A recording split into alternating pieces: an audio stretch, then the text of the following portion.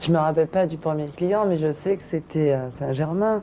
C'est venu un peu bêtement parce que j'étais avec un copain, quoi. Et on y allait souvent l'après-midi pour manger. Et c'est des petits papiers, quoi, qui, dans le drugstore, ils nous faisaient des propositions. Ça est arrivé plusieurs fois. Et ça a commencé, la première fois, c'est comme ça. Ça a été tellement vite après. J'ai eu beaucoup d'argent par rapport à ça aussi.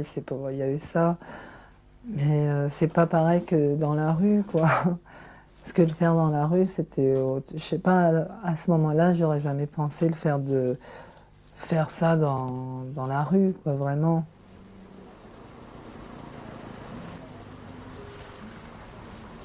Et ma mère, elle savait même pas que je faisais ça. Mais c'était tout au début. J'en avais même pas parlé. Parce que si j'avais tout dit au début, peut-être que là, elle n'aurait pas été d'accord. Je pensais pas à comment elle pouvait réagir.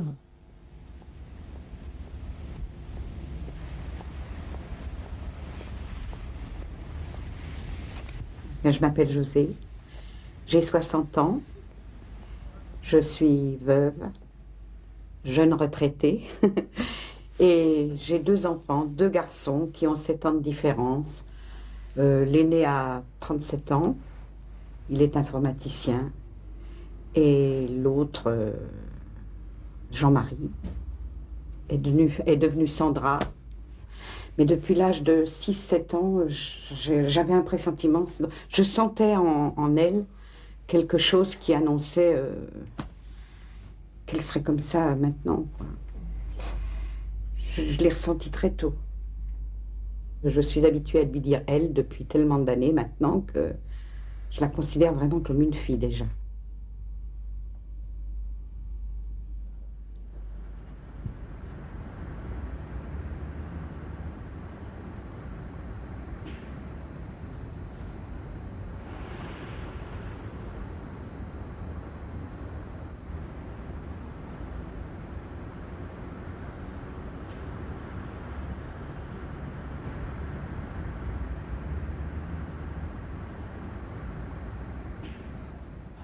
C'est horrible, hein. J'aime pas ça en vrai. Le rouge à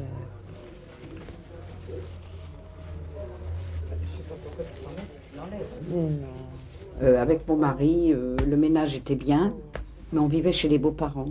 Et comme nous nous sommes séparés, je pense que Sandra en a subi les conséquences et que ça a joué beaucoup sur son psychisme. J'en sais rien, je sais pas. Alors là, vraiment, à l'âge de 14 ans. 14 ans, elle s'habillait différemment des autres garçons, quoi. Il n'y a pas de problème. C'était des vêtements un petit peu bizarres, enfin. C'était trouble comme personnalité. Dans son attitude, tout ça, elle avait des petites manières.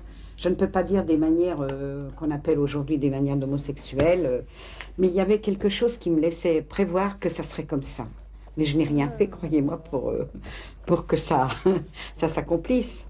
C'est-à-dire que je souhaitais toujours que ça ne se réalise pas, mais j'y songeais.